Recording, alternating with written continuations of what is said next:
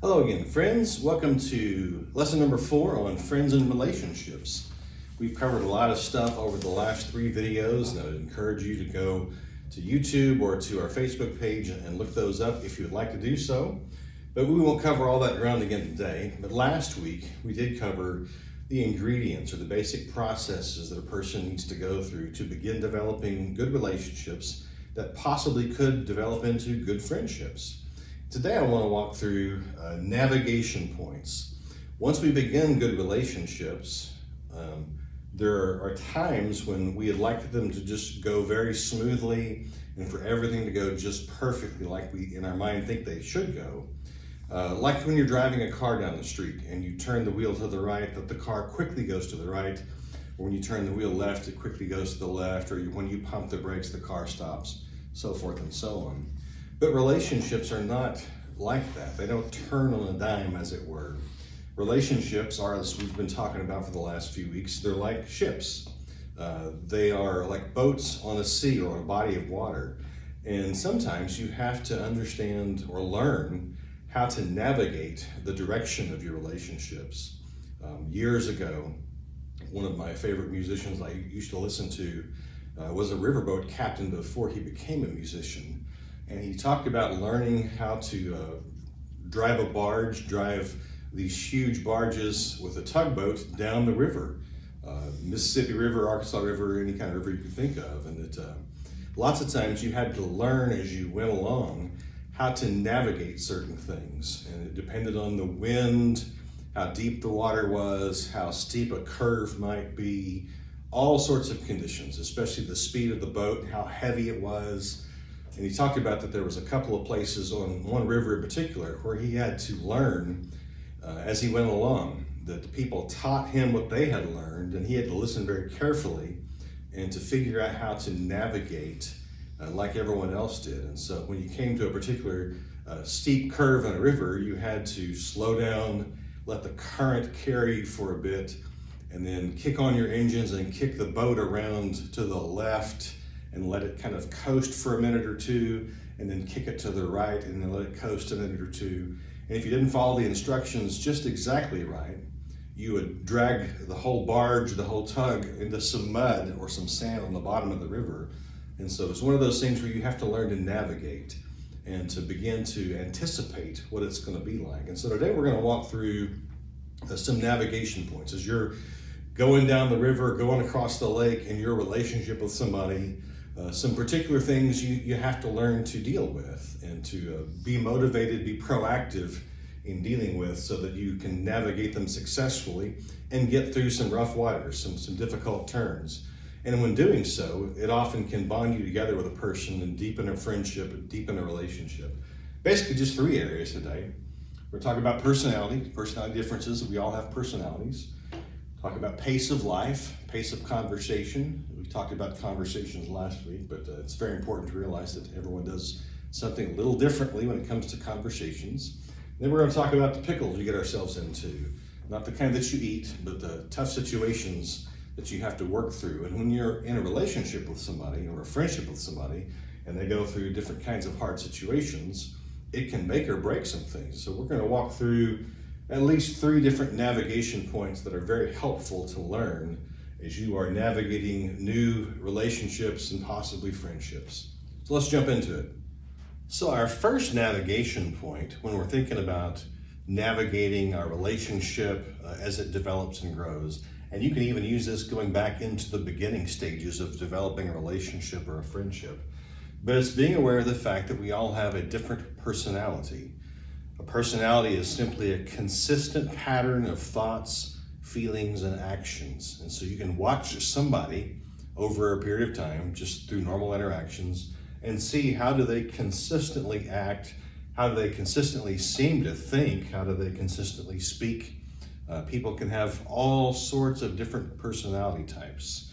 You may have seen the DISC personality profile, the Myers-Briggs personality profile, or the Enneagram approach to understanding how people approach life, what they normally do in certain social situations, how they act under pressure, so forth and so on. So just being aware of the fact that we all have a different basic approach to life can help us in understanding when we're with somebody and they come across a situation and they begin acting a certain way and we have questions about it. Typically, it's a question of their personality. Why is it they're doing that? Why are they thinking that way? Why do they respond that way? So familiarize yourself if you haven't before. Maybe go to Google or some other web search and just look at different personality types. Most of these have a little chart that you can look at and get a sense of what you are like.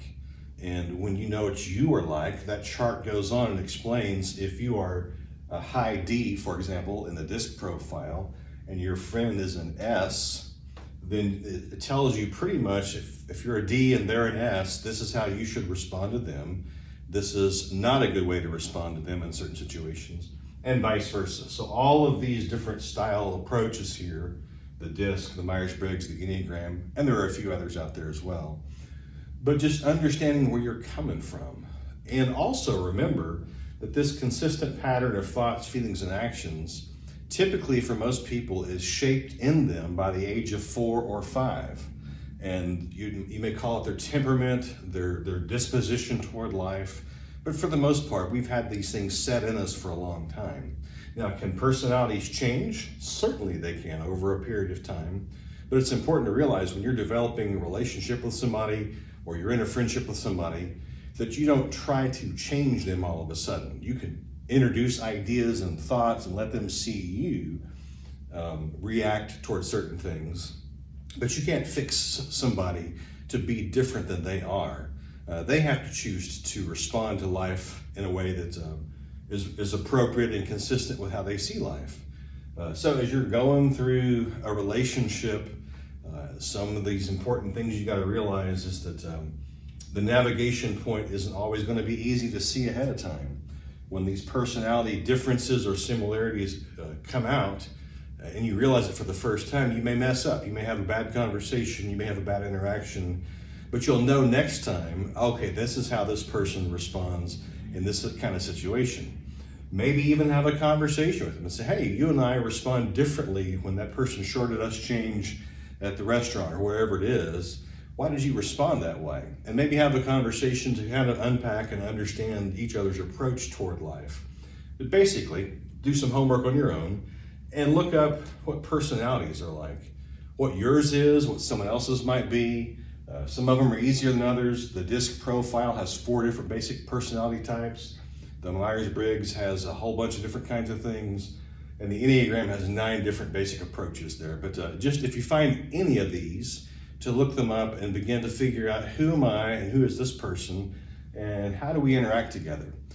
When you don't do that, when you don't seek to understand the other person, when you come across these navigation points where you're driving your relationship together down the river, across the ocean, you can come across some difficult waters and it could be easy just to go ahead and sink that boat and be done with it.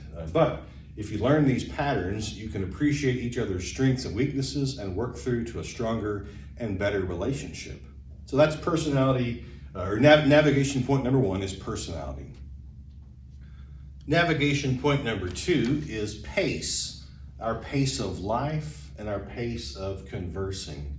One of the most valuable lessons I learned early in life had to do with being outside, either mountain biking or hiking out in the wilderness someplace, out in Colorado or even here in Arkansas. When we had some young college student from UALR, local university here, was teaching some of us how to mountain bike together, he would always make sure that we all stayed together and that we kept a pace that everyone in the group could keep up with. Some of us became frustrated that we weren't going faster and going farther before breaks. Others in the group were exhausted way too soon, from my point of view, and wanted to have more breaks where we would stop, have water, take your helmet off, whatever it was we were doing. Same thing happened when we took a group of young people out to Colorado several years back.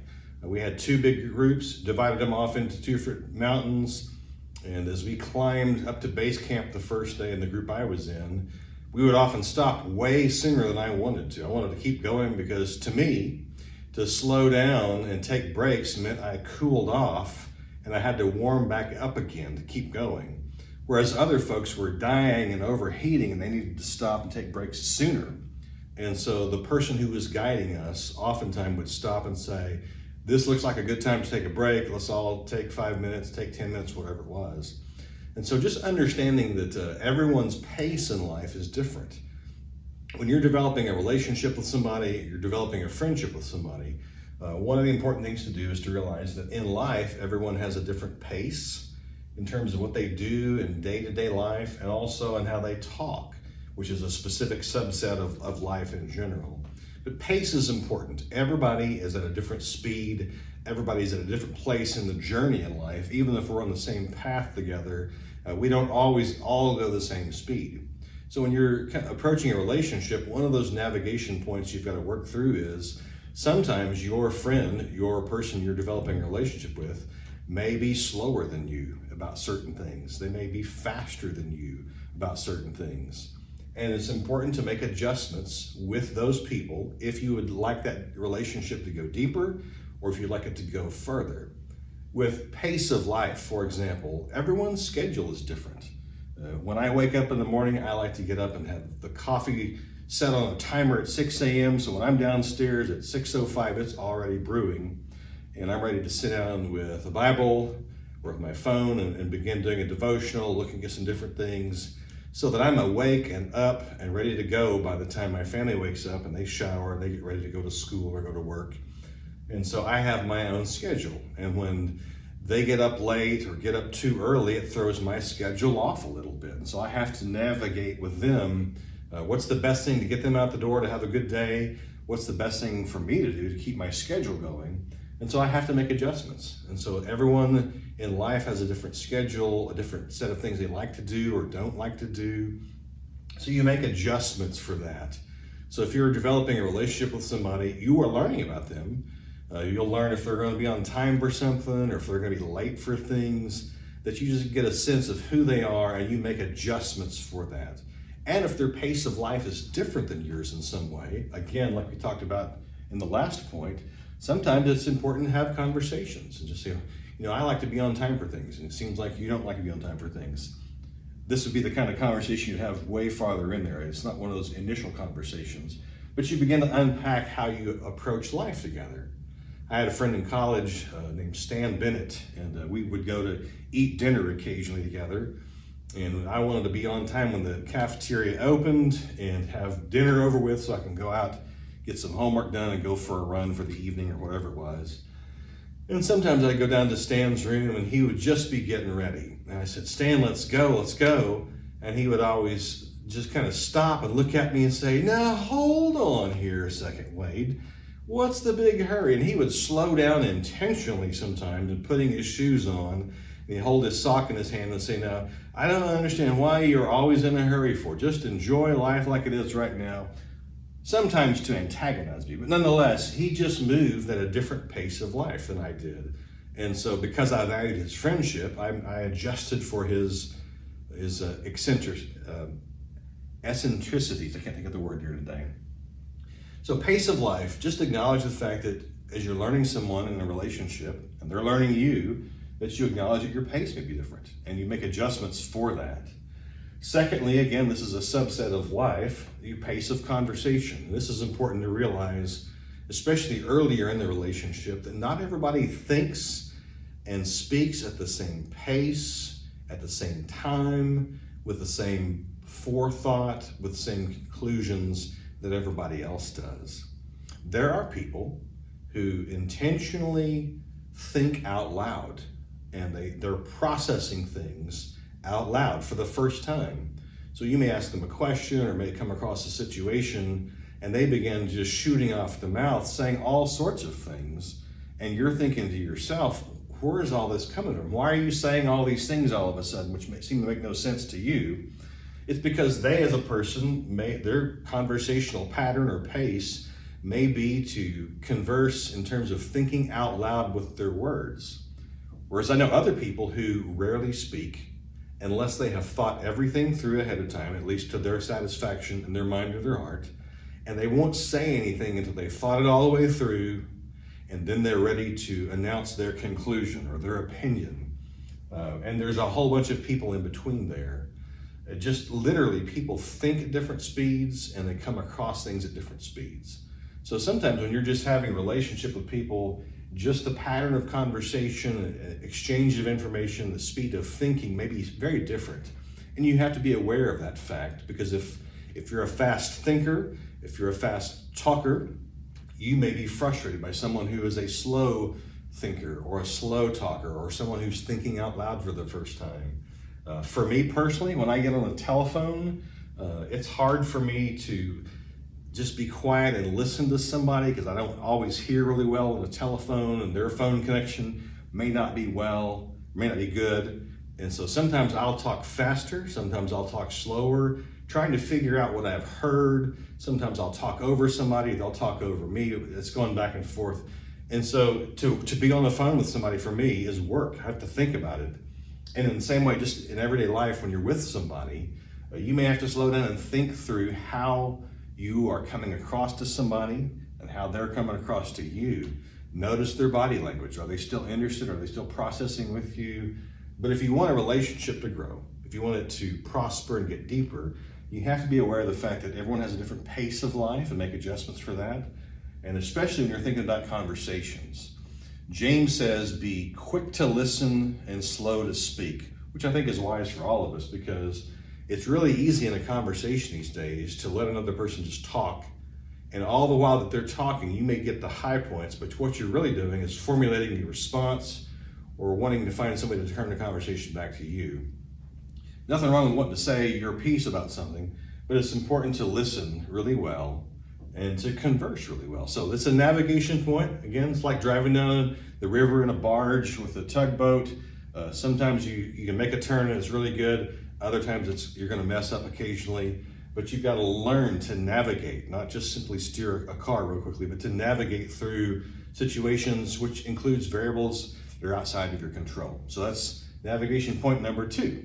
Now let's go on to navigation point number 3. All right, navigation point number 3 is pickles. Not the kind that you get out of a jar that says Vlasic or whatever on it, but pickles are just the tough situations in life that we run into.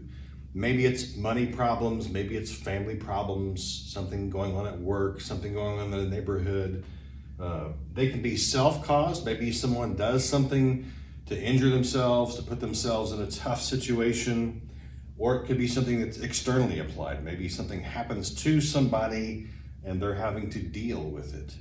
So one of the big navigation points for us is to think about when your friend or the person you're developing a relationship with is going through a pickle, a tough time. Those are tough because sometimes they may come to you for advice. They may come to you just to listen to them. They may come to you for genuine help. And it could be that you can offer some advice that is helpful. Sometimes you can just be there to listen. And it's important to kind of figure out, what's this person coming to me for? Is it advice? Is it help? Is it genuinely just wanting me to help them unpack it by listening to them? So be aware of the kind of pickle that they're in and what it is they're coming to you for. Sometimes you can offer help, sometimes you can offer advice, sometimes you can be there just to listen, but sometimes it's something that's beyond your control. And it's important for you to realize that if it's beyond your control, if it's beyond your ability to help, I should say, that you acknowledge to your friend, hey, I'm gonna be praying for you about that. That's tough. That's a tough situation. I'm gonna be praying for you about that, and I can help you with these things you need to have done to solve your problem. Or it could be you have to say, I'm gonna be praying for you about that. I'm here to listen, but I can't give you any money. Just to realize that some situations are tough when someone brings them to you, and you have to decide what your boundaries are gonna be in terms of how far you can go before it begins to stretch the bond of relationship that you have with them so far that you are gonna resent them for it later on, or maybe just walk away from them altogether. Be honest with people when they come to you with the pickles that they're in. Help them unpack. Is this something that they did themselves to themselves? And if so, what can they do in the future to not do that again? Just be a friend who speaks the truth in love. Wounds from a friend can be trusted. but an enemy multiplies kisses, the Old Testament tells us. So be the kind of person who can help your friend in a pickle figure out what's going on. Be there just to listen if that's what they need. If you can help, then help. And if you need to put up some boundaries and say, I can't help you, but here are some people who might be able to help you, and help them find somebody to help them out. And vice versa. You may go through a tough situation in life. You may get into a pickle, one that you caused yourself, one that has been put upon you from the outside that you had no control over. Realize that your friend is there for you, and be aware of when you go to them, what it is that you're really wanting them to do. Lots of times when we're in pickles, our emotions are very high and we're not quite sure what we want. All we know we want to do is deal with the flight or fight mechanism that's in us. Our adrenaline is going hard, our heart is pounding, our feelings are very strong. And sometimes we don't know what we want, what we need. And so we go to our friend to kind of lean on them to help us to unpack it a little bit. So when you're developing a relationship with a friend or with somebody, when you have a pickle and you go to them, to the best of your ability, breathe a little bit and think through, what am I bringing to this person? Do I just need them to be there for me as a friend? Do I need them to be there for me to solve a problem? Do I need them to be there for me to help me through, give me some money, give me a job, or whatever it is? Really think that through. Is my problem being solved more important than this relationship? Because if I'm going to destroy this relationship by asking too much, maybe I need to think that through a little bit. So, navigation point number 3 is to make sure that as you're going through a relationship with somebody, when tough situations arise, deal with them effectively. And this, again, it takes practice. It's not really easy. It's one of those things you have to learn the person and their approach, the boundaries you have to have, and vice versa. So 3 navigation points today, and we're going to summarize it all here in a second or two with some scriptures to be thinking about and some instruction from what God has to say about relationships. So today we've gone over 3 navigation points to consider as we go through developing relationships and friendships. And once again, they are personality differences, pace of life, pace of conversation, and the pickles, the tough situations you get ourselves into. There are some tools for navigating these navigating points. So as you're going down the river, you have binoculars, you have a speedometer, you have all sorts of tools. Just kind of like when you're in your car and you have a speedometer and you have a brake pedal, you have an accelerator, you have a GPS system. These are all things that you use to kind of use your senses together to decide, how do I get from point A to point B, and how do I navigate through all the things I've got to go through. In relationships, the scriptures give us a whole bunch of things that we can do that are tools to help us know how to navigate the difficulties, the highs and the lows of relationships. And just quick summary, it's a whole bunch of passages out of the New Testament that remind us of what we should do with one another. Just think through these here and how they might affect and how they might guide you as you're going through different situations in a relationship. We're supposed to bear with each other, which means that there are times you have to just really lean into and bear with someone who you don't understand, who you don't agree with, but you are bearing with them. You forgive one another as in Christ, God forgave you. You just forgive people for things sometimes. Doesn't mean you don't need to confront them about it and explain what it was they've done wrong, but you do need to forgive them. Sometimes that's going to be a very helpful tool in navigating differences and difficulties. Be merciful to people, especially those who believe and think differently than you do. Be someone who has empathy for other folks. Your heart is for them. You put yourself in their shoes and you encourage them to see your point of view as well. Accept one another, encourage one another. Bible even says to teach one another, that you remind each other of the good things that you know are true and right, that you speak the truth in love. Sometimes we can get our emotions out of whack and we speak the truth out of anger, or we speak the truth to be able to hear ourselves say something to somebody or to make a big point. But Paul says you speak that truth in love. That's a very big different way of approaching things. And then finally, strengthen one another and listen to one another. And there's some other ones as well in the New Testament. But basically, just anything where Paul or Peter or anybody says, do these things with one another or for each other, those are powerful tools to help us navigate all of our relationships. Because sometimes our emotions could be really high and our intuition, our gut reaction is to respond a certain way. But when we begin to do all these one another kinds of things that the scripture tells us to do, they guide us the right place to go, the right place to be, to do, what to say, that may sometimes counter our emotions. Our emotions may say, this is the way to go. But God's Spirit through the Word is saying, this is how you should react. This is the right way to react. So these are some basic tools for navigating the navigation points we talked about today. Go to BibleGateway.com. Again, that's BibleGateway.com. And you can just pull up this Bible search software and just type in one another. And it'll just give you a whole bunch of things that you can do that will help you navigate your relationships together. Now, I'm going to wrap it up here in a second or two with some homework and some instructions about next week. And finally for this week, we'll look into next week.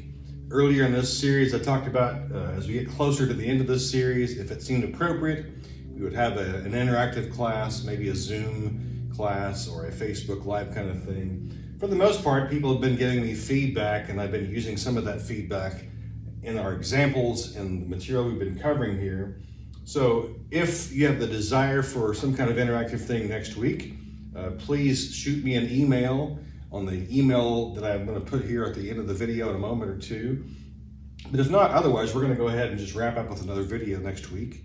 And I would encourage you to send me any questions you've got about something we haven't covered yet. Maybe you want some more information about something we already have covered.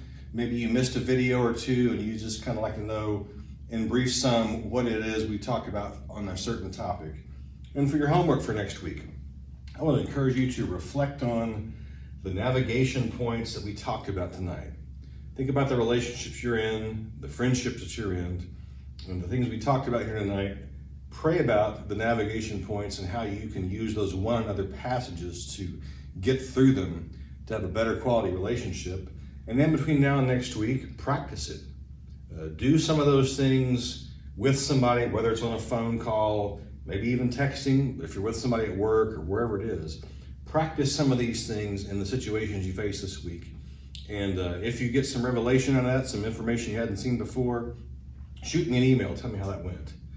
This Sunday, Leon's going to be talking to us somewhere out of the book of Hebrews about pressing on. We go through tough situations in life and we move forward through them, and there are better things that keep calling us forward. So I want to encourage you to come out this Sunday at 9 o'clock for our class time, either online or here on campus, and also be with us at 10:30 this Sunday as we talk some more out of Hebrews. We walk together in growing our faith and letting God lead us in our faith. Have a blessed week. We'll see you guys Sunday.